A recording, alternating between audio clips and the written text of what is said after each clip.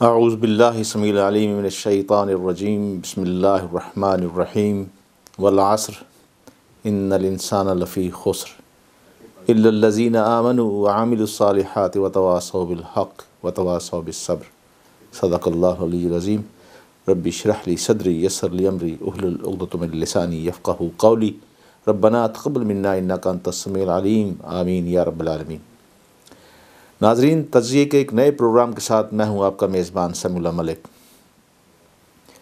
आज का उन्वान भी बड़ा अछूता है और क्योंकि हमारी मुल्क की सलामती से बराह रास्त इसका भी ताल्लुक़ है।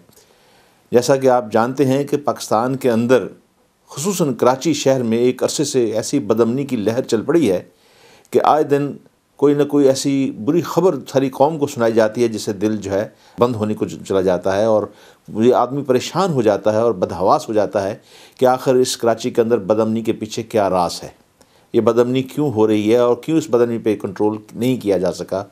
और अब तो इसके ऊपर यानी कराची के अंदर ऑपरेशन की बातें भी की जा रही हैं और जिस तरह कि हमने अपने एक प्रोग्राम में कराची के अंदर ऑपरेशन को भी एक साजिश करार दिया था, अब इससे बढ़कर भी और बहुत सी बातें शुरू हो गई हैं। पिछले दिनों जैसे आपको याद होगा कि अब कराची की दूसरी तमाम सियासी जमातों ने कराची की नई हदबंदियों के बारे में एक अरसे से हुकूमत से मुतालबा किया था और इलेक्शन कमीशन ने, और इसके बाद ये मामला अदालतों में गया और अदालत ने इस बात का फ़ैसला किया कि कराची की नई हदबंदियाँ जो हैं इन पर दोबारा नज़रसानी की जाए और लोगों का एतमाद लिया जाए और इस पर हदबंदी की जाए। लेकिन गुजारिश ये है कि आखिर कराची के अंदर ये जो बदअमनी का मैंने जिक्र किया है ये क्यों है। नाज़रीन, अगर आप जानते हो, याद हो अगर आपको, तो जब से बरतानिया ने हांगकांग को छोड़ा है उसके बाद उनकी पूरी तवज्जो ऐसी है कि इस खित्ते के अंदर उन्हें दोबारा कोई ऐसी बंदरगाह ज़रूर मिल जाए जिसके ऊपर अपने बैठ के अपने बेड़े के लिए, अपने दूसरे कौमी मफाद के लिए वो यहाँ से कुछ काम कर सकें और हर तरीके से। और वो ये समझते हैं कि पाकिस्तान को ज़िक पहुँचाने के लिए वो मुल्क जो कि एक पहला मुसलमान वाहिद मुल्क है जो कि एटमी ताकत है, इसको ज़िक पहुँचाने के लिए कोई ऐसी कसर छोड़ी ना जाए। और इसके लिए सबसे बेहतरीन तरीका ये है कि अब उनकी ज़रूरत भी है कि इस खित्ते के अंदर उन्हें ऐसी बंदरगाह मुयसर आ जाए जिसके ऊपर वो अपना वही काम जो हांगकांग से किया करते थे इस पर किया जाए। और इसके लिए कराची को उन्होंने मुंतखब भी कर रखा है और ये बातें कुछ ढकी छुपी नहीं रही बल्कि ये चीज़ें सारी सामने आ चुकी हैं। अगर आपको याद हो तो अमेरिका के बहुत बड़े मुसन्निफ़ बॉब एडवर्ड ने अपनी ओबामाज़ वार के अंदर भी इसका तज़किरा किया है कि कराची के अंदर बदअमनी जो है अमेरिका के हक़ में है और इसके अंदर कुछ ऐसे एलिमेंट्स ज़रूर काम कर रहे हैं जो कि अमेरिका की इस चीज़ को आगे बढ़ा रहे हैं। अब देखना ये है कि इस अमेरिका के इस एलिमेंट को, अमेरिका जो ये चाहता है, अमेरिका और मगरब की जो ये ख्वाहिश है कि कराची में बदअमनी पैदा करके इसके हिस्से बखरे किए जाए, आखिर इनके पीछे हमारी पाकिस्तान के अंदर कौन सी क़ुव्वतें हैं जो उनका आलाकार बनी हुई हैं। इस सिलसिले में हमने दोबारा ज़हमत दी है जनाब ब्रिगेडियर उस्मान खालिद साहब को कि इस अहम और बड़े हसास मौजू के ऊपर हमें इस बात का हमें बताएं और कौम को भी बताएं कि इस हसास मौजू के ऊपर क्यों ना ऐसी बहस शुरू की जाए और वो जो क़ुव्वतें जो हैं जो इस नई हदबंदी के ऊपर एतराज़ कर रही हैं उनके एतराज़ को भी जांचा और परखा जाए। और पहले तो ये देखा जाए कि आखिर इससे पहले जो हदबंदियाँ थीं उनको तब्दील क्यों किया गया और ये है कि उनको तब्दील करने के पीछे मकासद क्या थे, क्या देरपा मकासद के लिए क्या मनसूबे काम कार फरमा थे जो जिन पे ये काम किया जाना मकसूद था। इसलिए मैं चलता हूँ हमारे मौजूद मेहमान जनाब ब्रिगेडियर उस्मान खालिद साहब की तरफ कि आज हमें इस मौजू के ऊपर हमें ज़रा आगाह करें ताकि लोगों को इस बात का अदराक हो सके कि आखिर ये नई बहस बिल्कुल इंतखाब से पहले क्यों शुरू कर दी गई है और इस माहौल के अंदर। ब्रिगेडियर साहब, बहुत शुक्रिया कि आपको बारहा में आपको तकलीफ़ देते हैं। आप इस दफ़ा जैसे मैंने अपनी तमहीद में मैंने जिक्र किया कि कराची के अंदर एक बदअमनी की एक बड़ी शदीद लहर दौड़ रही है और कोई दिन ऐसा नहीं होता जब वहाँ पे दर्जनों के हिसाब से लोगों को जो है वो मौत के घाट नहीं उतार दिया जाता और कई घर जो हैं वो जो है अपने वाहद कफ़ीलों जो होते कमाने वाले उनसे महरूम हो जाते हैं और हम आए दिन देख रहे हैं कि उनके घरों में मातम सी एक फ़ज़ा चल रही है।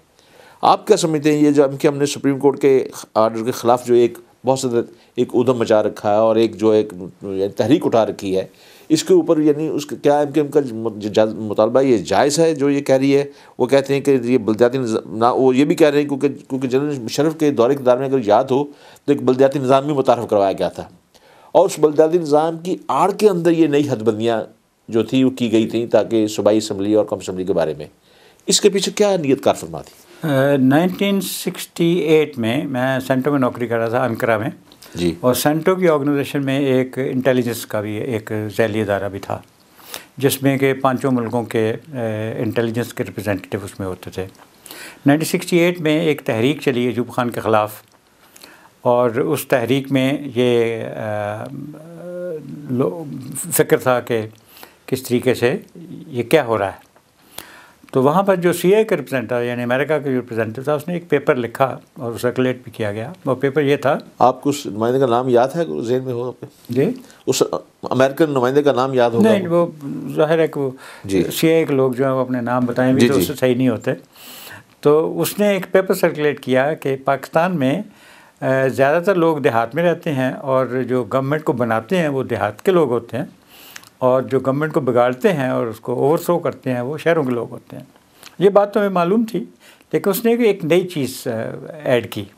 उसने कहा पाकिस्तान में हर शहर के आसपास के जो लोग हैं, देहात के लोग जो आसपास हैं, वो तकरीबन उसी एथनिक ग्रुप से बिलोंग करते हैं जिससे कि शहरी हैं जी, सवाए एक शहर के जो कि कराची है, जिसमें कि जो लोग मेजॉरिटी हैं शहर में, वो आसपास के देहात में, देहाती इलाके में, रूरल सिंध में वो लोग मेजॉरिटी नहीं हैं। और उससे कंक्लूजन ये निकाला गया कि अगर एक पॉपुलर गवर्नमेंट को डिस्टेबलाइज किया जाता हो तो वो कराची के ज़रिए से किया जा सकता है। तो ये 68 की बात थी, हम भूल गए उसके बाद। फिर मेरे कान जब उस वक्त खड़े हुए जब परवेज़ मुशर्रफ की हुकूमत आई, तो उनने सडनली जो अपने इरादों का बताया कि मेरे इरादे क्या हैं, उसमें एक लफ्ज़ डेवोल्यूशन था। वो तो ना किसी की डिमांड थी, ना कभी किसी ने इसका नाम सुना था, बल्कि हमारी वोकैबुलरी में ये लफ्ज़ नहीं था, लेकिन उसके एक मकासद में से एक डेवोल्यूशन बना। जी, उससे पहले जनरल तवीन नकवी को ये प्रोजेक्ट दिया गया था ताकि तवीन नकवी तो उसके कहने का हुआ ना। जी जी। लेकिन ये है कि ये स्कीम जो है ये कहीं और से आई थी जी, और ये डेवोल्यूशन का लफ्ज़ भी कहीं और से आया था।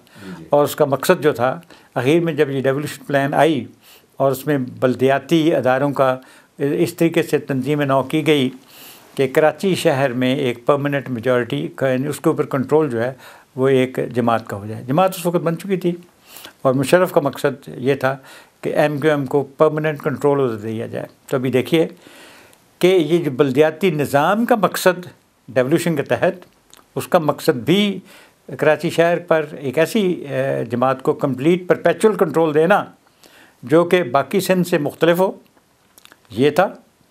और जब उसमें हदबंदियाँ की गई तो कराची में तो आफ्टर ऑल लोग तो बहुत किस्म के लोग रहते हैं जी जी, और कोई इलाका ऐसा नहीं है, और दूसरे तमाम महाजिर भी MQM के ख़यालात को शेयर नहीं करते। कराची कॉस्मोपॉलिटन सिटी है वो, जी हाँ, लेकिन तमाम महाजिर भी तो आइडिया उनका डिफरेंट है।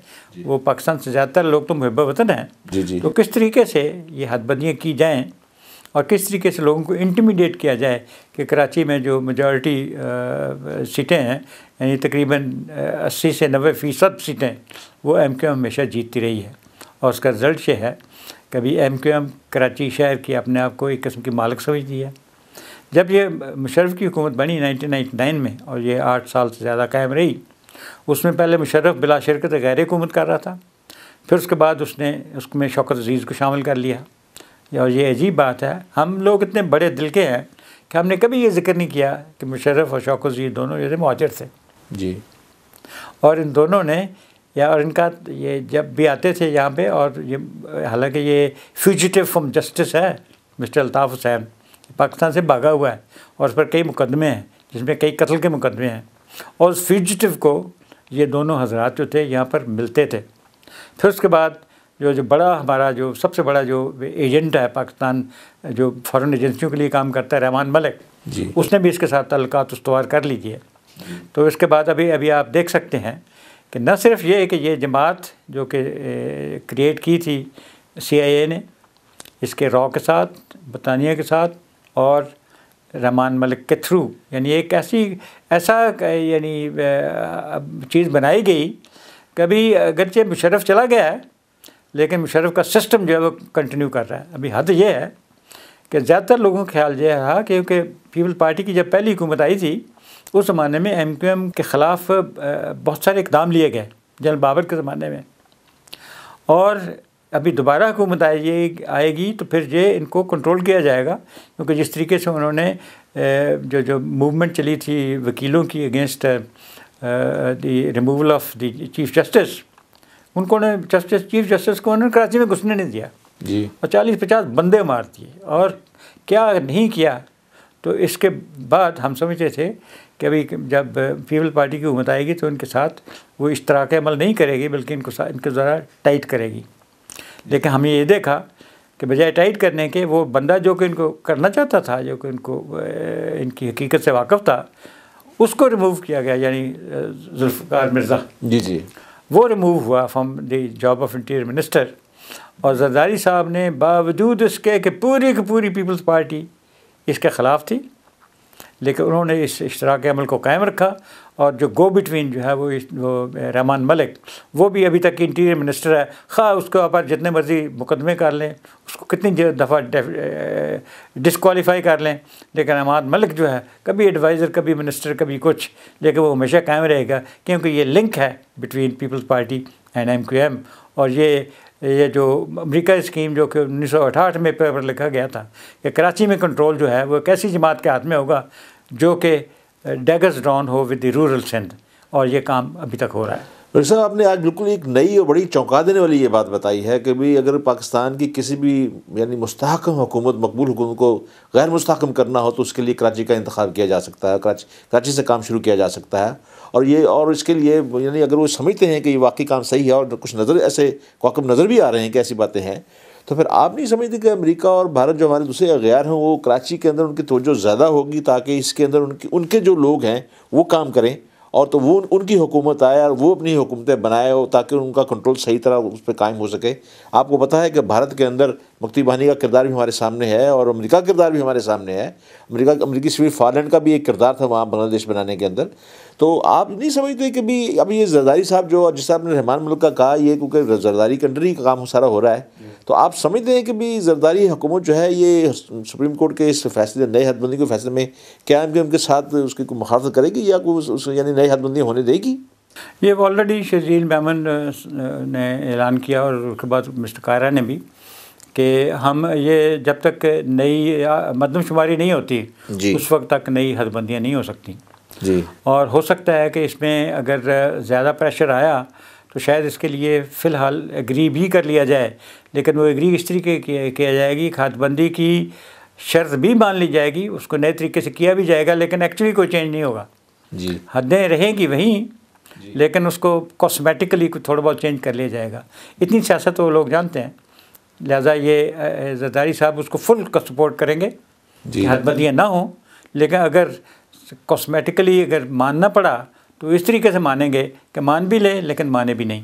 लेकिन सब बात एक और है कि अभी जब इलेक्शन कमीशन जो सिंध के जो इलेक्शन कमीशन थे उन्होंने जब इजलास बुलाया, तमाम मतलब सियासी जमातों को उसमें बुलाया गया, तो मासवाए MQM के तमाम जमातों ने यानी अदालत के फैसले की तौसीक की। उन्होंने कहा कि हाँ नई हदबंदी होनी चाहिए, उसमें पीपल पार्टी भी शामिल थी, बल्कि MQM ने भी कोई अगर इतनी कहें तो इतनी मुखालफत नहीं की, बल्कि MQM ने कहा कि हमें सुप्रीम कोर्ट का वो हुक्म दिखाया जाए, जिसके जवाब में सिंध के इलेक्शन कमिश्नर ने ये कहा कि भाई अदालत के जो हकाम हैं वो हमने सब ने सुन लिए हैं, हमारे लिए ये ज़रूरी है कि उसने जो कहा उस पर अमल दरामद किया जाए। लेकिन वो उसके बावजूद उन्होंने इलेक्शन कमीशन ने ये उनसे वादा किया है कि सुप्रीम कोर्ट का जो ही हमें फैसला मिलेगा हम आपको आप तक उसकी कॉपी पहुंचा देंगे।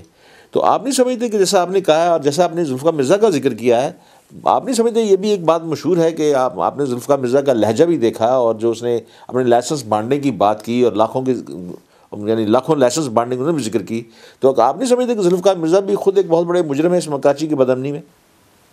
देखिए, जुल्फ़िकार मिर्ज़ा अपने आप को समझता है कि ये एक वो अपने आप को हीरो बनाते हैं, लेकिन फॉरेन एजेंट हैं।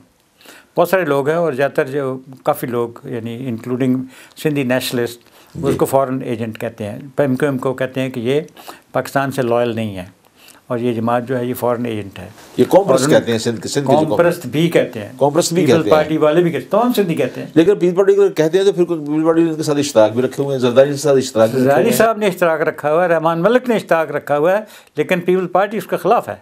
पीपल पार्टी की जो रैंक एंड फाइल है वो तो वही लोग हैं जिन्होंने बेनज़ीर की हुकूमत में इन लोगों के साथ डट के मुकाबला किया था।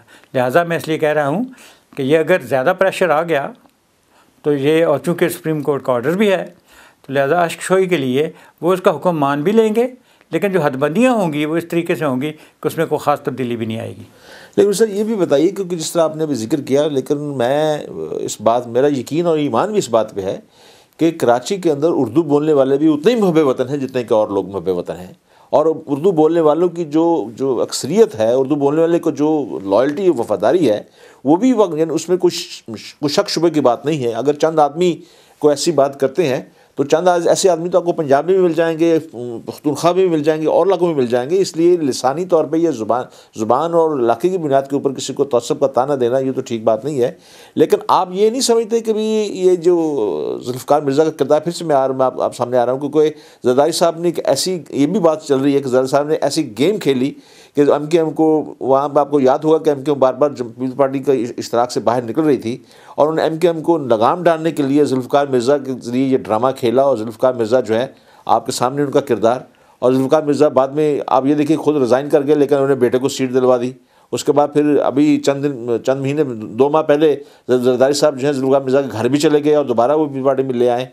क्या आप नहीं ये समझते कि ये MKM का और पीपल्स पार्टी का जो इत्तेहाद चल रहा है ये भी बड़ा फ्रेजाइल है? कॉन्स्पिरेसी थ्योरी में सिर्फ उस वक्त बिलीव करता हूँ जो उसको इफेक्ट वो जो कि कॉन्स्पिरेसी का रिजल्ट बताया जाता है जी।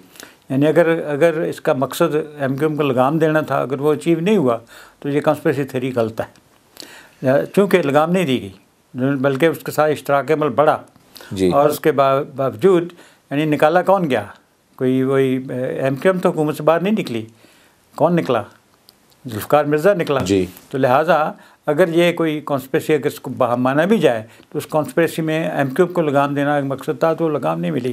तो लिहाजा मैं कहूँगा कि अगर 2 तरफ़ा मुकाबला था और उस मुकाबले में जुल्फ़िकार मिर्ज़ा हार गया और MKM जीत गई, ये था। इसमें कोई यानी कॉन्स्पिरेसी थ्योरी एज सच नहीं है, ये दोनों का एक पॉइंट ऑफ व्यू था। अभी दूसरी बात जो आपने कही है कि महबूल वतन, यस, ये जो उर्दू स्पीकिंग है ये तो अपना वतन छोड़ के इधर आए हुए हैं जी।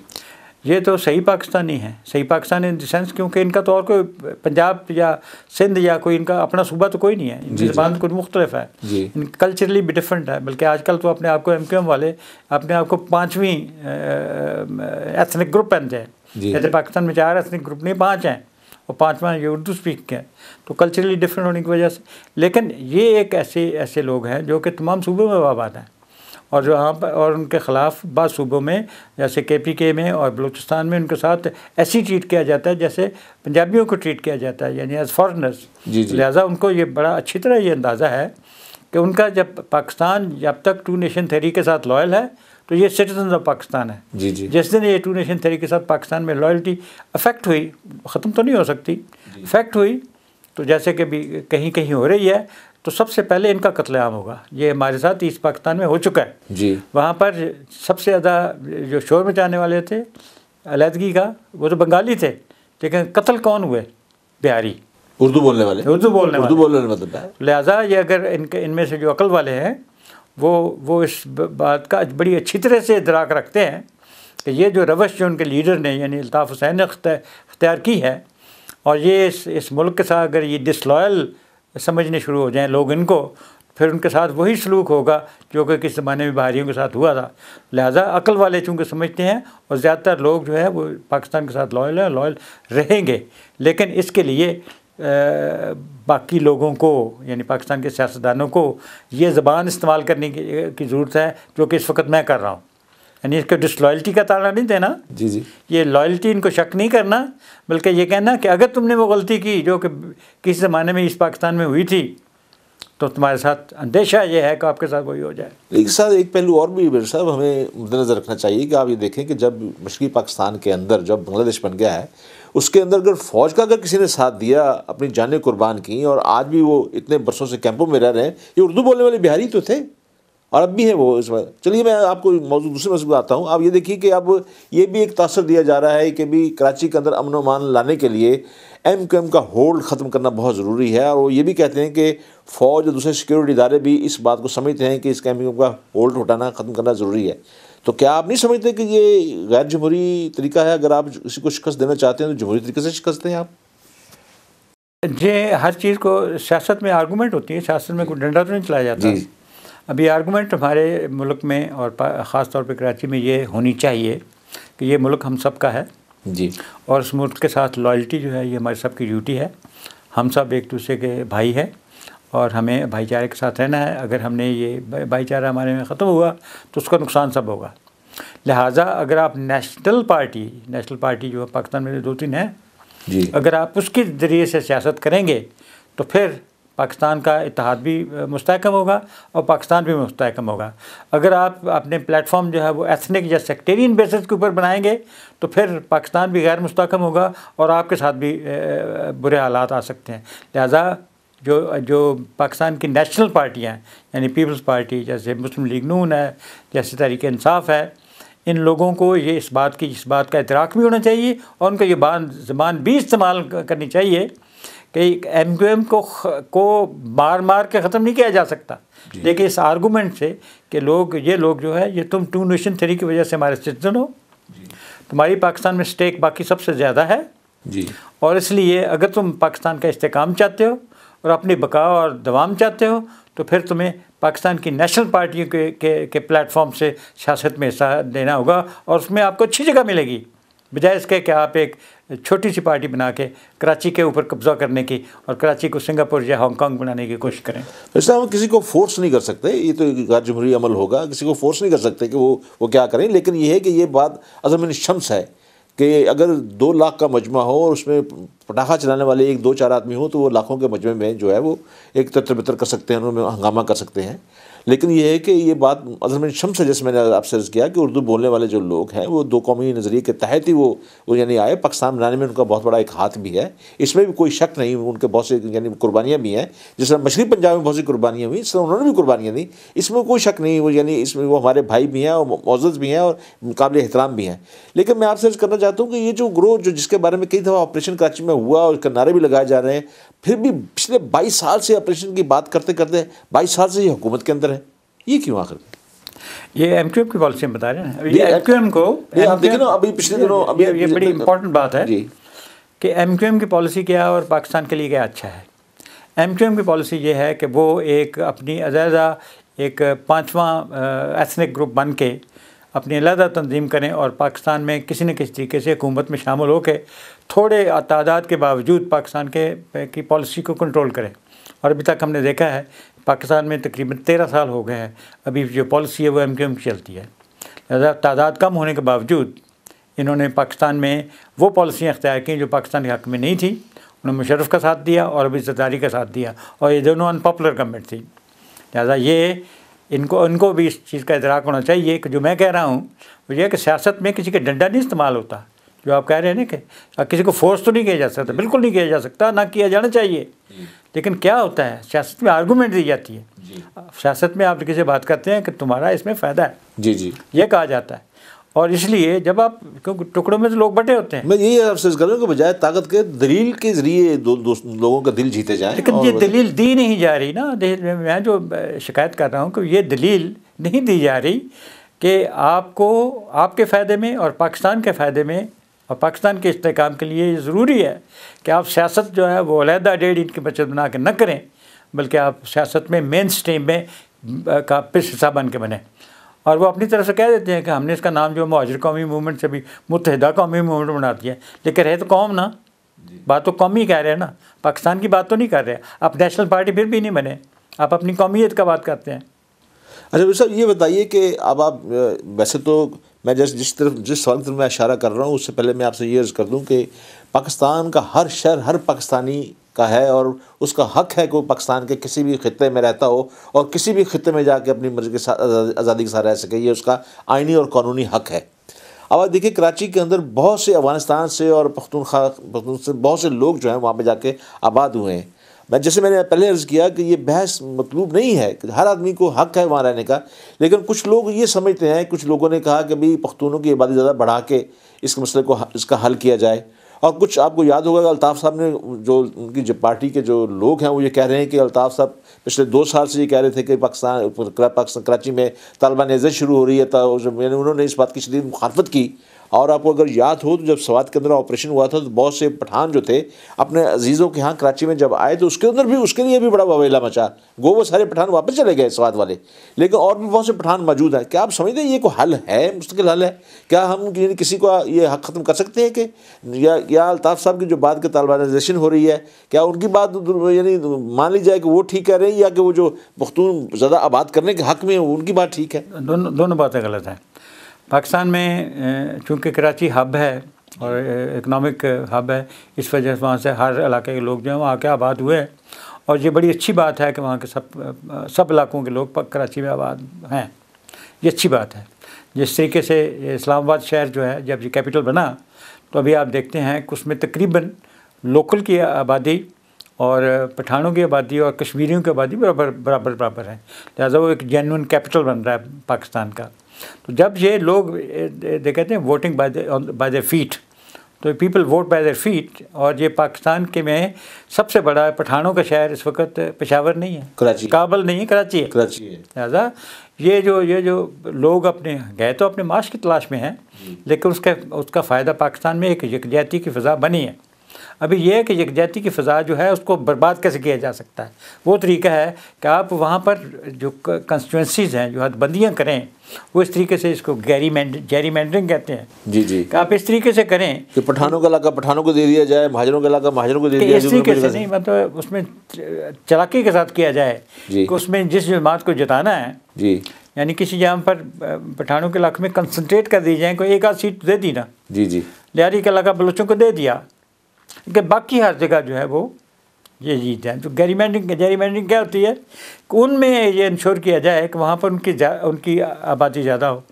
अगर आबादी ज़्यादा हो तो फिर उनको इंटिमिडेट करने का मौका मिल जाता है।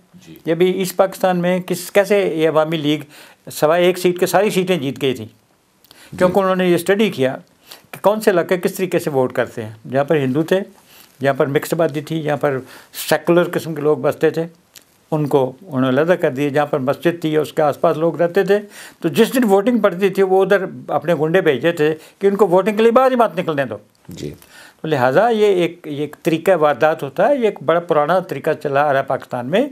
और ये जो अभी चीफ जस्टिस साहब ने जिस बात का नोटिस लिया है, उसी बात का नोटिस लिया है कि जेरीमैंडरिंग हुई है पाकिस्तान में, और कंस्टिट्यूंसियाँ इस तरीके से बनाई गई हैं ताकि उसमें 80% 90% सीटें, उनकी आबादी तो 80-90% नहीं है मुहाजिरों की, वो जीत जाएँ। हालांकि ना मुहाजिरों की आबादी 80% है और ना ही 100% मुहाजिर जो MQM के साथ हैं।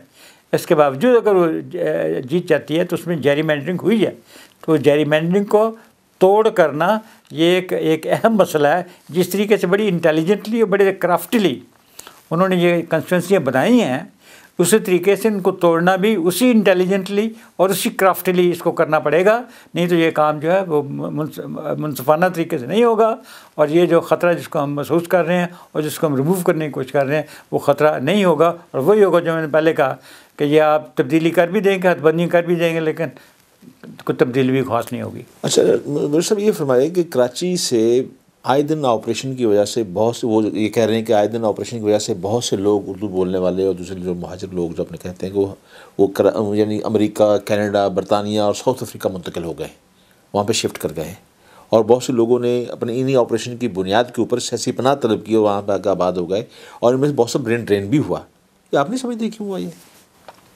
ये एक पॉलिसी है, यानी जब एक कम्युनिटी को किसी जगह पर अरसा हयात तंग कर दिया जाए, हिंदुस्तान तो वापस जा नहीं सकते, हिंदुस्तान ने तो इनकार कर दिया।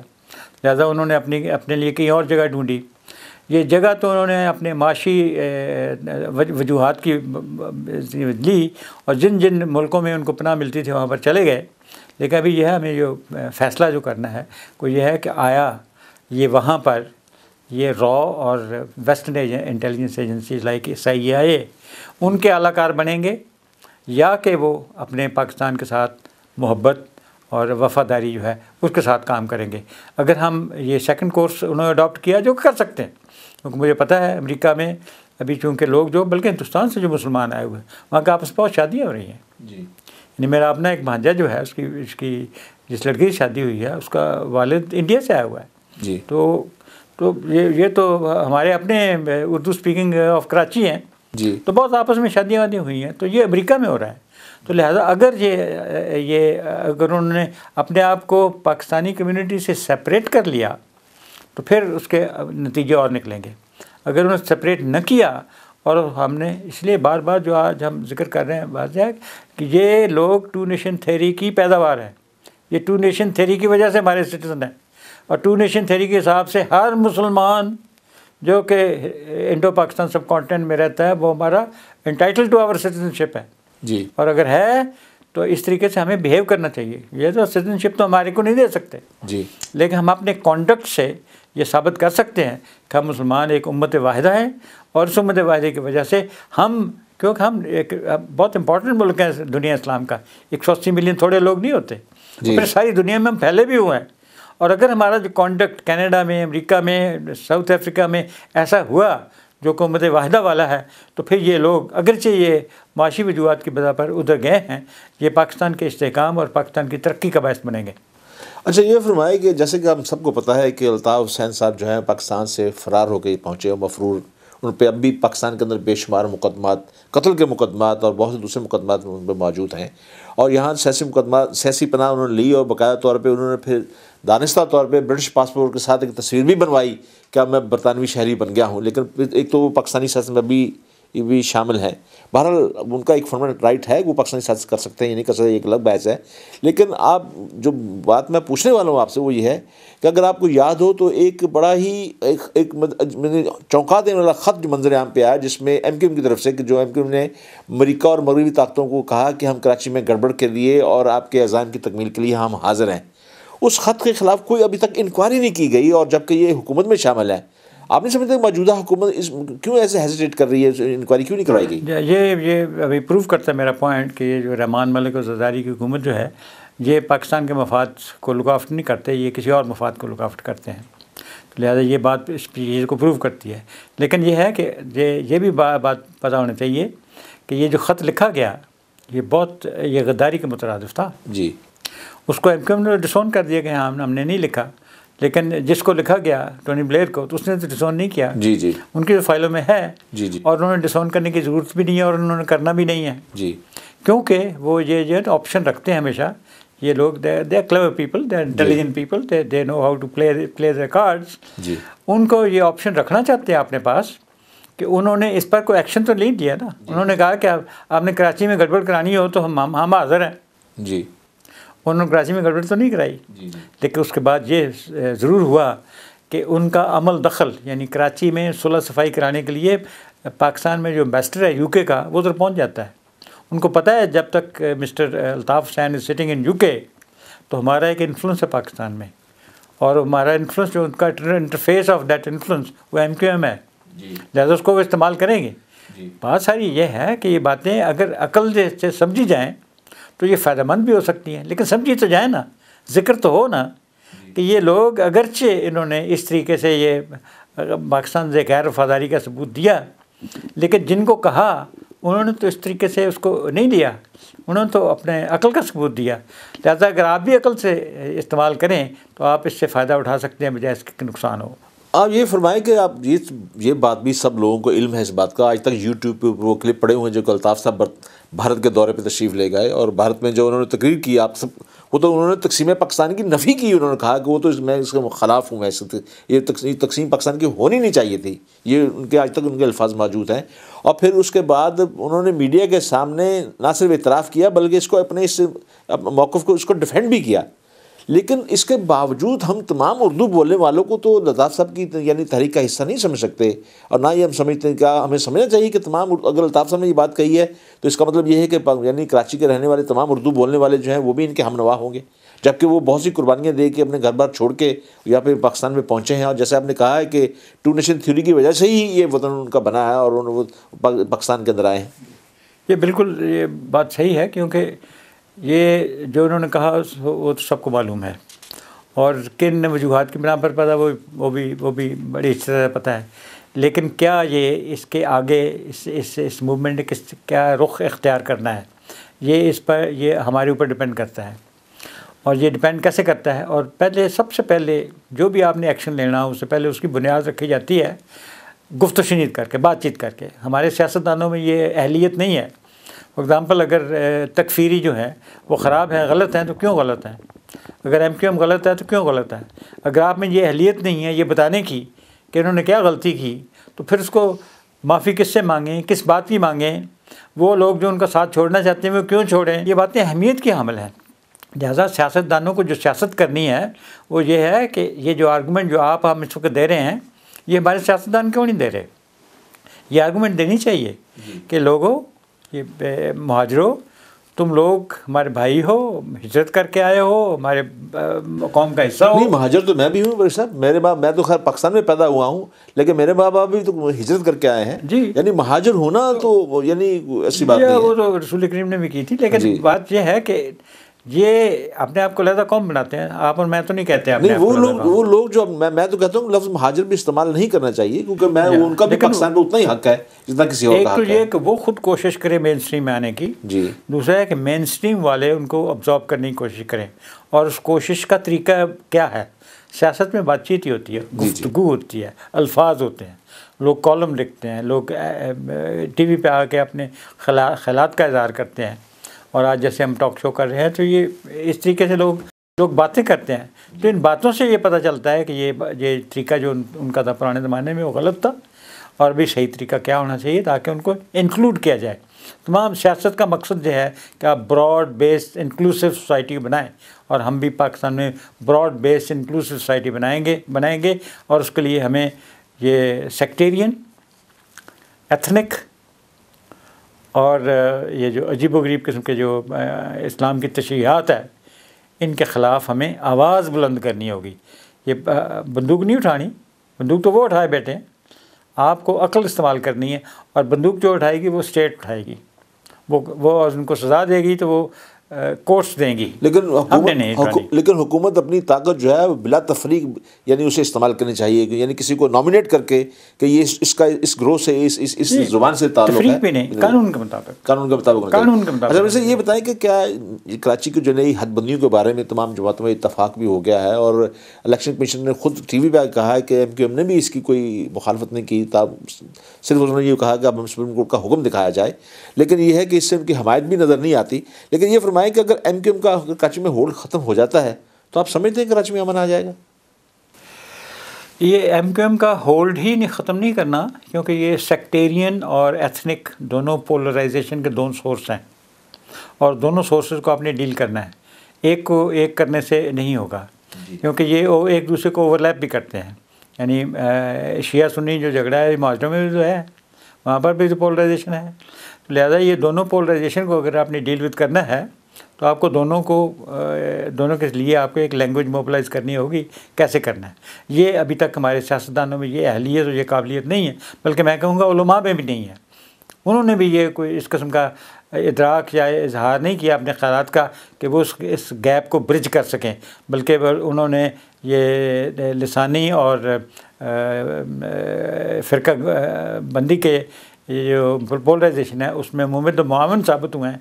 उन्होंने उसको ख़त्म करने में बिल्कुल कोई मदद नहीं की। प्रोफेसर साहब, हमारे पास वक्त तकरीबन ख़त्म हो चुका है। एक छोटा सा सवाल आखिर में आपसे चलते चलते अर्ज़ करना चाहता हूँ। ये फरमाएं कि जिस तरह आप जानते हैं कि अंदरूनी सिंध के अंदर कौम परस्त जो हैं उनके बारे में ये बात बताई जाती है कि उनको भी अगयार से मदद मिल रही है, भारत उनको सपोर्ट कर रहा है, और MQM के बारे में ये प्रोपेगेंडा किया जा रहा है कि इसको भी जब भारत की भी इनको सपोर्ट, हिंदुस्तान भी इनको सपोर्ट कर रहा है। लेकिन ये सिंध के अंदर दोनों एक दूसरे के मुखालिफ हैं। अगर ये दोनों को अगर मुहर्रिक अगर एक ही दुश्मन ताकत है तो होना तो ये चाहिए कि इनको मिला के रखे, इकट्ठा करके रखे। लेकिन दोनों एक दूसरे के इतने मुखालिफ हैं कि दूसरे के खून के पैसे बन चुके हैं। ये इसकी क्या वजह है? बड़ा इंपॉर्टेंट सवाल है, क्योंकि हमें ये हमारे दुश्मनों को तरीके वारदात को समझना चाहिए कि वो एक पोलराइजेशन या क्रिएट नहीं कर सकते, वो एग्जिस्ट करती है। लेकिन उस पोलराइजेशन का इफ़ेक्ट जो है वो अगर मुसलमान को मारता है, वो सिंधी नेशनलिस्ट कह के मारता है, या वो महाजर को मारता है, या पंजाबी को मारता है, मारता तो मुसलमान को ही है ना। उनको इससे कोई फ़र्क नहीं पड़ता। उन्होंने तो अफरा तफरी फैलानी है, उन्होंने तो कत्ल गारत करानी है। लिहाजा ये हमें बात समझनी चाहिए कि उनके पॉइंट ऑफ व्यू से अगर अंदरूनी सिंध जब बेनज़ीर का शहीद हुई थी तो उसके बाद पूरे सिंध में इतनी अफरा तफरी बजी कि 7 दिन गाड़ियाँ नहीं चली, और रेलवे के इंजन, रेलवे की गाड़ियाँ तकरीबन ख़त्म कर दी गई, रेलवे ट्रैक तक सबटाज किया गया। जब कराची में करना है तो MQM को इस्तेमाल कर लेते हैं, और जब नेशनलिस्ट को वो अंदरूनी सिंध इस्तेमाल कर लेते हैं, और सेक्टेरियन लॉबी जो है उनको भी किसी न किसी तरीके से इस्तेमाल कर लेते हैं। लिहाजा हमें अगरचे वो अपेरेंटली डिफरेंट हैं और एक दूसरे के ख़िलाफ़ होना चाहिए, लेकिन जब मुखालफत में आए तो मुखालफत भी कर लेते हैं, मुआफ़क़त में आए तो मुआफ़क़त भी कर लेते हैं। लेकिन उनका मकसद, जो हमारे दुश्मनों का मकसद है, वो हर कत्ल गारत में, हर तबाही में उनका मकसद तो पूरा हो जाता है। तो इसलिए हमें ये पता करना चाहिए और ये याद रखना चाहिए कि दुश्मन का तरीका वारदात क्या है। हमें याद रखना चाहिए कि दुश्मन का तरीक़ाकार क्या है। नाज़रीन, जैसे कि आपने देखा कि मामला हदबंदियों से शुरू हुआ था, लेकिन ये आज ब्रिगेडियर साहब ने एक नई बात से चौंका दिया कि अगर पाकिस्तान के अंदर किसी मुस्तहकम हुकूमत को ख़त्म करना हो और अग़यार को अपने मकासद में कामयाबी हासिल करना हो तो उसके लिए ज़रूरी है कि कराची को गैर मुस्तहकम किया जाए। कराची जो कि पाकिस्तान की एक माशी हब है, इसके अंदर ऐसी अफरा तफरी पैदा कर दी जाए कि जिसके बाद पाकिस्तान की किसी भी गैर मुस्तहकम हुकूमत को गैर मुस्तहकम करके अपने चेलों के ज़रिए, अपने लोगों के ज़रिए अपनी मर्ज़ी के अहकाम जो है नाफिज किए जा सके। ये बड़ी एक ख़तरनाक बात है और मैं समझता हूँ कि ये एक नया स्कूल ऑफ थाट है जो कि सामने आया है। इसमें भी गौर करने की ज़रूरत है कि आखिर कराची को, यानी ये इतनी बड़ी बात बरसों पहले जो जिसका एक एजेंडा जो था, वो जिस तरह ब्रिगेडियर साहब ने बताया कि वो वहाँ पे यानी उसमें बताया गया और अपना एक अमेरिकन ने पेपर पढ़ा, लेकिन आज बरसों के बाद इस पर बाकी हम एक अमली जमा देख रहे हैं, ज़मीन पे हो रहा है। हमें इस बात के लिए हमें आँखें होश के नाखून लेने चाहिए और आँखें खोल के हम अपने तमाम मामलात को दुरुस्त करना चाहिए। और अगर नई हदबंदियों के बारे में तमाम सियासी जमातें इत्तफाक करती हैं और जिस तरह MKM जो है उनको भी सियासतदारी में लाने की कोशिश की जा सकती है, तो इसलिए ज़रूरी है कि बजाय बंदूक के सियासी दलील से बात की जाए। और इस बात को मद्देनज़र रखें कि हमारे यहाँ कोई भी ज़ुबान बोलने वाला, किसी भी इलाके का रहने वाला हमारा भाई, और हम अपने भाइयों के साथ गले लग के उनसे बात करनी, उनके जो इख्तलाफात हैं, उनके साथ जो ज़्यादतियाँ हुई हैं, उनका भी कफ़ारा अदा करना होगा, उनको भी मुतमईन करना होगा। अपने इसी प्रोग्राम के साथ मैं आपसे इजाज़त चाहता हूँ। इंशाअल्लाह फिर किसी और प्रोग्राम में एक नए उन्वान के साथ आपके पास हाज़िर होंगे। इजाज़त दीजिए। अपने साथियों और दोस्तों का और पाकिस्तान के मफादात का ख्याल रखिए। खुदा हाफिज़।